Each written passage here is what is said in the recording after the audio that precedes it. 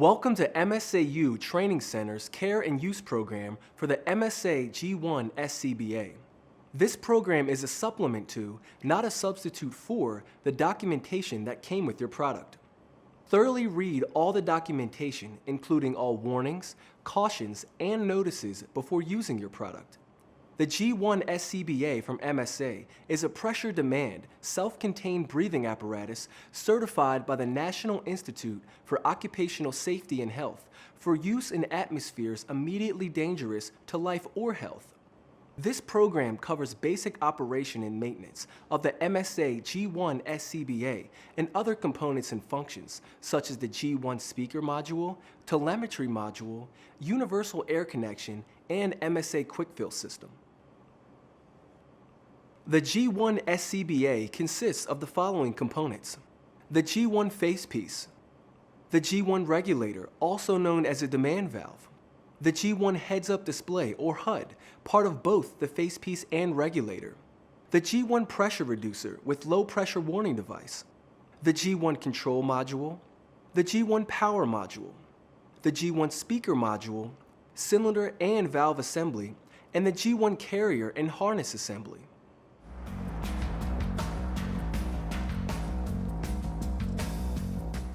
Thoroughly inspect this air mask upon receipt, daily, before and after use, and after cleaning and disinfecting. Inspect all straps, including shoulder pads, pull straps, lumbar pad, waist straps, and facepiece head harness for tears, cuts, wear, abrasion, missing buckles or straps. To begin facepiece inspection, check the lens for cracks, scratches, deformation, and color change. Check the facepiece rubber for tight seal and secure lens ring fit. The exhalation valve should be clean and operate easily. The valve must move off the seat and returned when released. Inspect the facepiece inlet for damage, making sure that the inhalation valve is in place. Inspect the nose cup. The check valve should be in place and the nose cup should be secure to the component housing. Check that the regulator is free of moisture and debris, especially inside of the regulator and in the microphone ports. Ensure that the O-ring and seal ring are free of debris and are not damaged or missing. If the SCBA is equipped with a quick connect pressure hose, inspect the rubber washer for deterioration, dirt, cracks, tears, or tackiness. Inspect the quick connect fittings. Openings should be clear of debris or contaminants. Ensure that the quick connect fittings operate properly and fit securely. To inspect the pressure reducer with a threaded connection, unthread the hand wheel coupling nut from the cylinder valve and inspect the coupling nut for thread damage. Make sure that the O-ring is present and undamaged, and if it is missing or damaged, replace it. To inspect the pressure reducer with a quick connection, turn the quick connect counterclockwise a quarter turn, pull away from the cylinder valve to release, and check the quick connect for damage. Remove the cylinder adapter. Make sure that an O-ring is present and undamaged, and replace the O-ring if it is damaged. Inspect the high pressure relief valve for damage. Make sure that the relief valve label is undamaged and that relief valve ports do not show. If damage has occurred, remove the SCBA from service and replace the relief valve. Next, reattach the hand wheel to the cylinder valve. If using a threaded connection, the hand wheel coupling nut should be hand tight without using tools. If using a quick connect, push the quick connect coupling onto the adapter. Pull on the quick connect coupling to ensure proper connection. The bell must be properly aligned and screws must be tight. The bell should not be loose and should not rotate. If the bell is loose or can rotate, remove the SCBA from service. To begin cylinder and valve inspection, open the valve slightly for proper operation. Be sure to fully close the valve. Check the cylinder's hydrostatic test date found on the cylinder approval sticker located on the cylinder neck.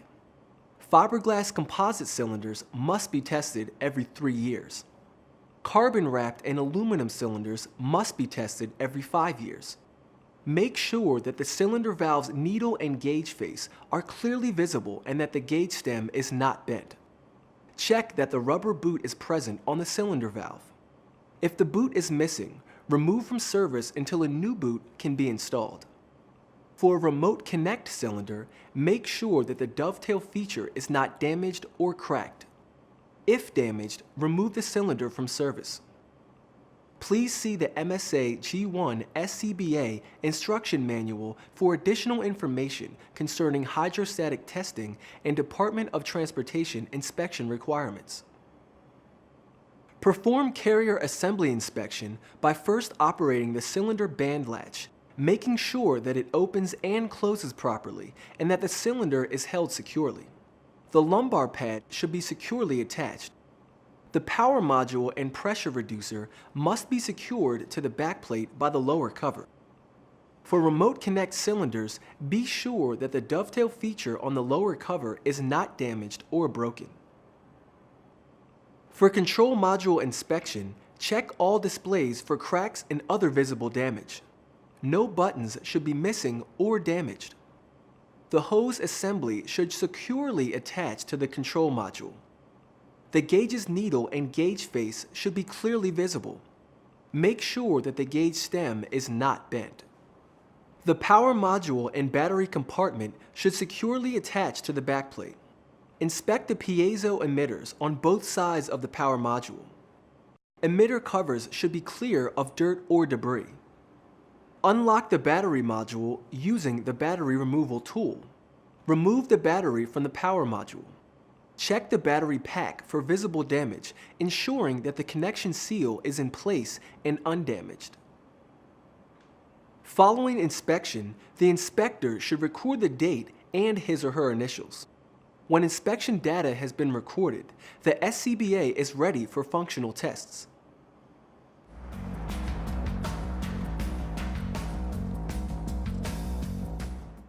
If the SCBA has passed visual inspection, conduct functional tests daily and after each use. If any part of the SCBA fails functional testing, don't use the SCBA and return it to a certified repair technician. Please note that functional checks must be conducted using a full cylinder. Before starting testing, check the cylinder valve pressure gauge to verify that the cylinder is full. Make sure that the regulator and facepiece can hold negative pressure. Close the cylinder valve and purge air from the system using the bypass knob or the regulator purge cover. Hold the facepiece against your face to create an effective seal. Attach the regulator and inhale until the facepiece begins to collapse against the face. Hold your breath for 10 seconds. Negative pressure should be maintained and the facepiece should remain collapsed against your face for the entire 10 seconds. Don't use the SCBA if negative pressure in the facepiece cannot be maintained. Check regulator function by first pushing the release buttons on the side of the regulator so that the regulator is shut off. If the regulator is equipped with a bypass valve, check that the bypass knob is fully closed. Open the cylinder valve completely. Observe the LED display to view the sequenced pattern. After the sequence completes, corresponding system pressure will display. Open the bypass knob and ensure that air flows from the regulator. Close the bypass knob. Attach the regulator to the facepiece, ensuring proper attachment by pulling on the regulator. Don the facepiece or hold the facepiece against your face to create an effective seal. Inhale sharply to start airflow and breathe normally. The regulator should not make any unusual sounds, including whistling, chattering, or popping. Pull the facepiece away from your face, making sure that air flows freely. Push the regulator release buttons, checking that airflow stops. Next, we'll check the functionality of the control module, power module, HUD, and low pressure warning device. The Integrated Personal Alert Safety System, or PAS device, lets users monitor movement through a motion sensor. When a user remains motionless for 30 seconds, The pass device goes into full alarm to alert those who are close by. The pass device also monitors cylinder pressure and battery status. For SCBA with integrated pass, make sure that all lights are visible when performing these checks. Align the control module, regulator, and SCBA as shown here.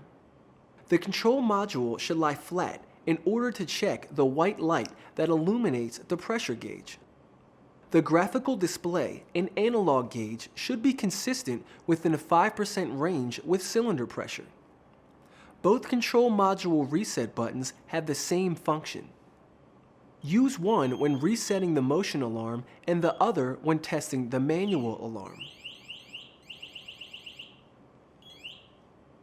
To verify proper function of the HUD, control module, power module, and low pressure warning device, observe the control module gauge and display when alarms sound. Perform this test using a full cylinder. Pressurize the system by opening the cylinder valve and observe the regulator LED starting sequence. Listen for the power module to sound and for the low pressure warning alarm to sound briefly. Buddy lights should flash green. Allow the control module to remain motionless for approximately 18 seconds. Listen for the power module to sound pass pre-alarm tones. Verify that buddy lights flash red and that the red HUD LED flashes. Shake the control module to reset the alarm before the unit goes to full alarm. Allow the control module to remain motionless for 30 seconds until the full alarm sounds. Listen for the power module to sound the pass full alarm.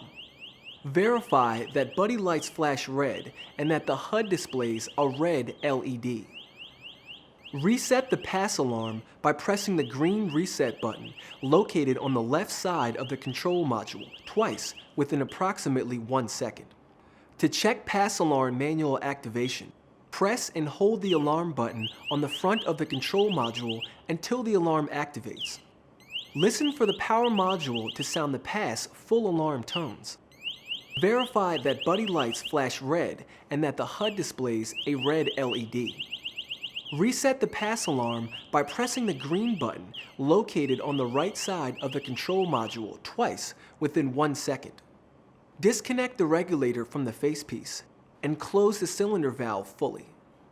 Slowly open the regulator bypass valve or keep the purge pressed to bleed off pressure until the control module pressure reading drops below approximately 775 psi for 2216 psi cylinders and approximately 1575 psi for 4500 psi cylinders. A flashing red HUD LED must display at appropriate pressure. The low pressure warning device should be an alarm. All buddy lights should flash red and the pneumatic light should illuminate. Alarm should continue until air pressure is 200 psi or less. When system pressure falls below 200 psi, turn off the control module by pressing the green reset button 2 times within 1 second. Continue to purge the system until the pressure reaches 0. Close the bypass valve or release the purge button. If the low pressure warning device, control module, power module, or HUD does not function properly, the SCBA must be removed from service. To test speaker module functionality, the pass device and HUD should be powered on, and the regulator must be in the open position. To do so, pressurize the system and attach the regulator to the facepiece. Inhale sharply and begin breathing. Speak into the microphone near the regulator to ensure proper speaker module operation. Press and hold the speaker on-off button until the tone sounds and the unit turns off. The speaker module LED should be off. Press and hold the speaker module on-off button until the tone sounds and the unit turns on. If the SCBA does not function properly as described in this section, the SCBA must be removed from service and must be checked and corrected for proper operation by an MSA trained or certified repair person before using. Before donning the SCBA, the unit must pass all visual inspections and functional tests. The cylinder should be fully pressurized, and you must check the cylinder connection. The cylinder valve should seat correctly in the dovetail. If using a quick connect, check for a secure connection by pulling on the quick connect coupling. If using a remote connection with a threaded connect, check that the coupling nut is hand tight without tools. If using a direct connection with a threaded connect, check that the coupling nut is hand tight without tools. If using a direct connect with quick connect, check for a secure connection by pulling on the quick connect coupling.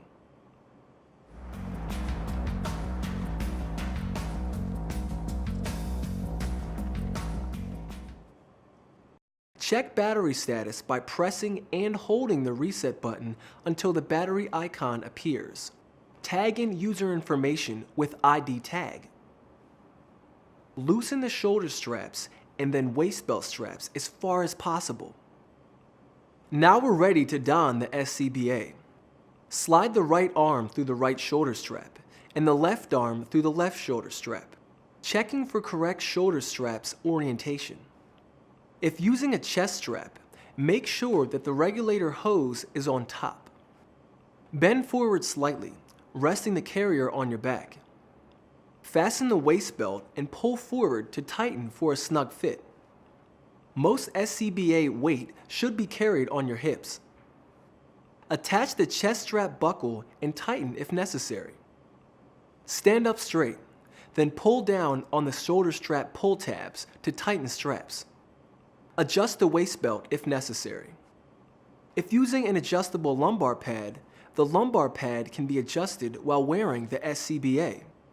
First, loosen or release the waist buckle and reach behind to find the lumbar pad. Pull the level towards you and push up or down, depending upon the adjustment needed. Release the tab and pull up or down to ensure that the lumbar pad is locked in. Tuck in the shoulder straps and waist strap ends to lie flat across your body. Grasp the regulator and press the release buttons to release the regulator from the regulator keeper. Be sure that the red bypass knob is fully closed. Reach behind and fully open the cylinder valve. Listen for hissing or popping sounds when pressurizing the system. If they occur, remove the SCBA from service and return it to an MSA trained or certified repair technician. As system pressure rises from 50 to 200 psi, both visible and audible alerts activate automatically, indicating proper SCBA function. These alerts include a brief sound from the pressure reducer low pressure warning device, a chirp from the power module and speaker module. Pressure LEDs should illuminate on the HUD, and buddy lights flash green on both the power and control module. No air should flow from the regulator. Do not use the SCBA if the low pressure warning device fails to alarm, the power module fails to sound, or the buddy or HUD lights fail to illuminate. Ensure that control module and HUD pressure indicators show a full cylinder. Check the regulator's bypass operation. Do not use the SCBA if the cylinder gauge, control module, and HUD pressure readings are not within 5% of full cylinder pressure. Grasp the red knob and turn it counterclockwise. Listen for airflow and then turn it to the off position. Listen for air leaks and watch the pressure indicators for 10 seconds.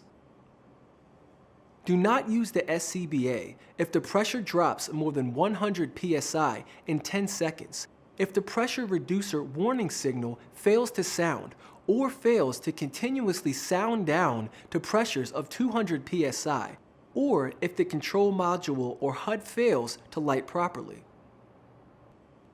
We're ready to don the facepiece. The facepiece is carried using the neck strap in front of the chest or using the shoulder strap clip. The facepiece opening should face you. Spread the harness with both hands and position the chin into the chin cup. Pull the head straps over your head, making sure that the harness sits correctly without twisting. Adjust the facepiece and tighten the straps in order, firmly and evenly.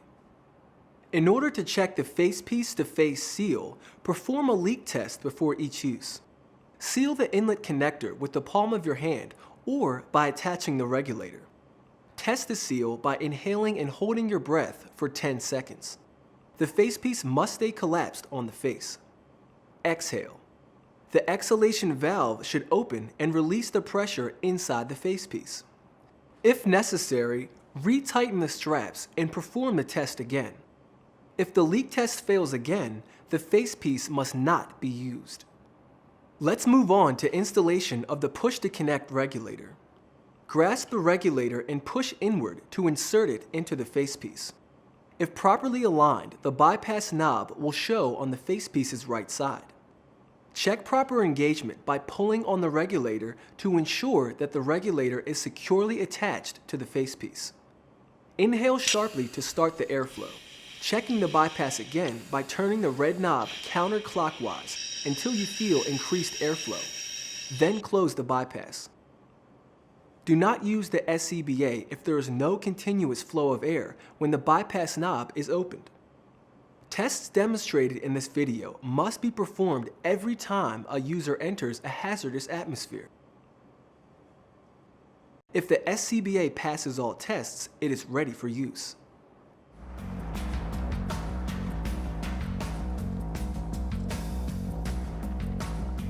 When you're ready to remove the SCBA, grasp the regulator buttons, push the release buttons, and pull the regulator out of the facepiece. Fully close the cylinder valve, open the regulator bypass, or press the purge button to release system pressure. When pressure falls below 200 psi, turn off the control module by depressing the green reset button twice within 1 second. The HUD and speaker module will automatically shut off within 60 seconds after the control module has been shut off. A red LED will flash until the HUD turns off. Stow the regulator in the regulator keeper when it is not in use. To remove the carrier and harness, press in on the waist belt buckle release button and disconnect the chest strap buckle. To loosen the shoulder straps, grasp the pull tabs and push them out and away from you. Slip the right arm out of the shoulder strap first, then remove the harness. Be sure to replace the cylinder with a fully charged one. Complete the inspection. Ensure that the complete SCBA is clean and dry and that the facepiece head harness and harness adjustment straps are fully extended. Place the complete SCBA in its storage case or a suitable storage location for easy reach. To remove the facepiece, loosen the head harness by pulling the buckles forward with your fingers. Don't grip the facepiece by the exhalation valve. Instead, grip the chin straps and pull the head harness forward over your head. Grip the front of the facepiece and pull the facepiece away and down.